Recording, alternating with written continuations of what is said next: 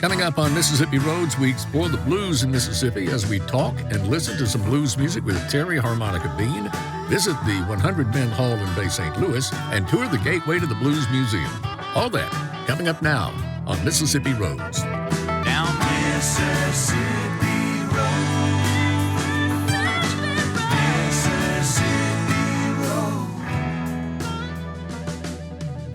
Hi, welcome to Mississippi Roads. I'm Walt Grayson. Mississippi's the birthplace of the blues. That's why we've done so many episodes about blues in the past. But when you live in a place like Mississippi with so many musicians and so much music, you can't help but find new stories that you want to share, which is what we're doing in this show.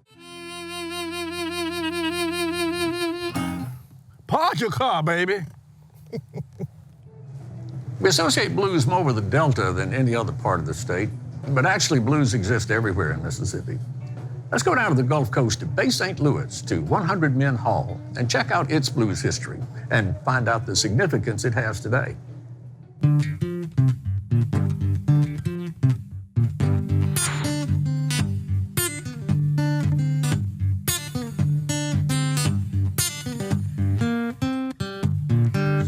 I went to my baby house and I laid down on her step. Live music is sacred to this place. It should be about music. This 100 Men Hall is one of the few standing Mississippi Blues Trail buildings and one of the rare African American landmarks that are still standing.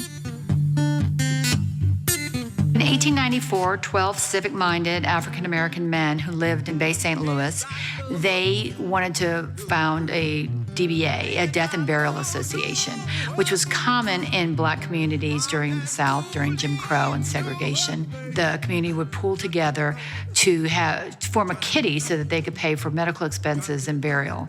And it was called the 100 Members Debating Benevolent Association. This was a community-supported endeavor in the black community. And then it just met with a whole different burgeoning time. And it was the burgeoning of this American sound that came from the blues, became R&B, etc. And it was all happening in these back roads and these back places like the 100 Men Hall. During the time the hall was built in 1922, and then you get to like the 30s and 40s, you're starting to get these black musicians who are traveling the South who can't play any of the establishments except these old juke joints. And so the hall was attracting those black musicians who are traveling through. They're going to get fed from the kitchen, and they're going to get to play their music and do what they want to do. So these were safe havens. These juke joints were safe havens.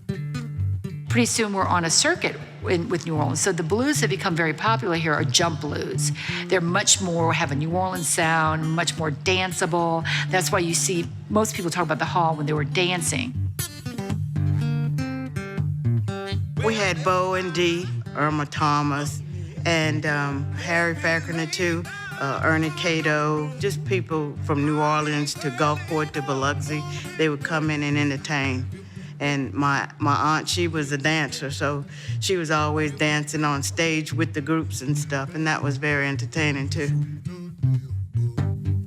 When the pandemic hit in March, we canceled all of the events for the year, and we had something scheduled every month and some 2 in a month. But we are using the tin shed and the porch to be a stage outside, and we've been able to do social distance tables and then plan to come back inside post-pandemic, post-Zeta remediation, and open the doors for Booker Fest.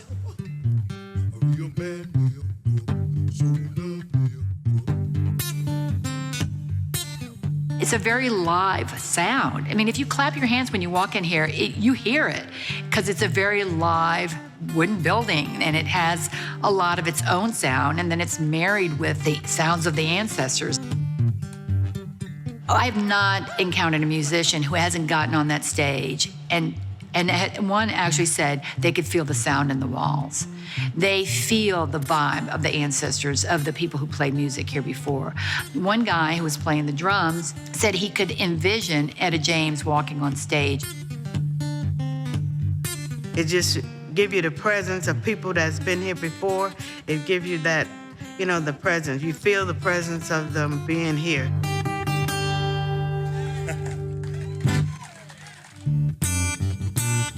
Life can be so hard, yeah, yeah. People would drive by the 100-Man Hall or be at the depot area and not even know what this building was.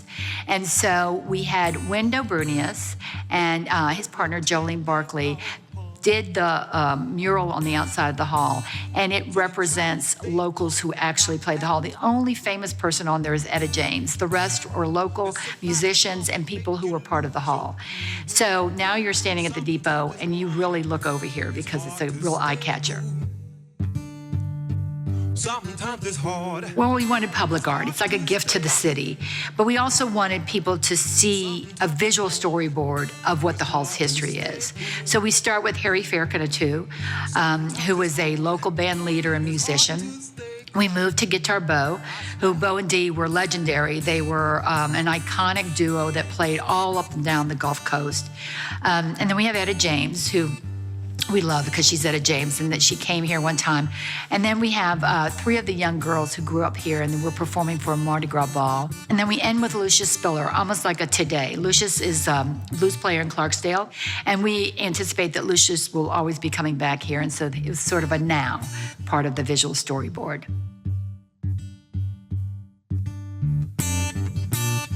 It can be so hard. I feel like this place was built by and for the Black community.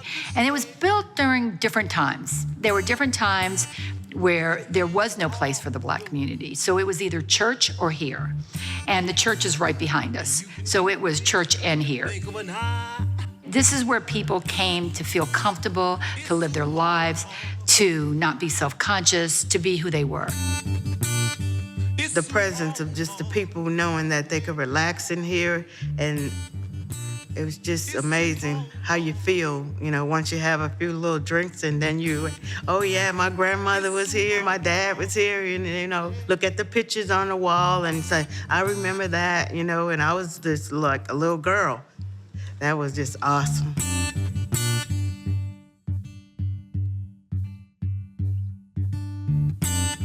This was a story that is a more nuanced story than the stories you hear about Mississippi, outside of Mississippi. It's a story of Black self-reliance, resilience, and how to find joy amidst very dark forces. And this building tells that story. It's hard to stay cool. Sometimes it's hard. It's hard to stay cool.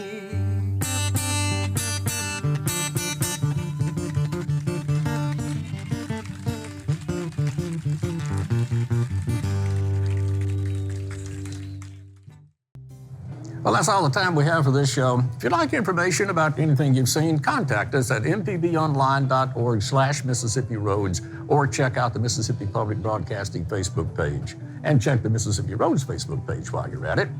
Till next time, I'm Walt Grayson, and I'll be seeing you on Mississippi Roads.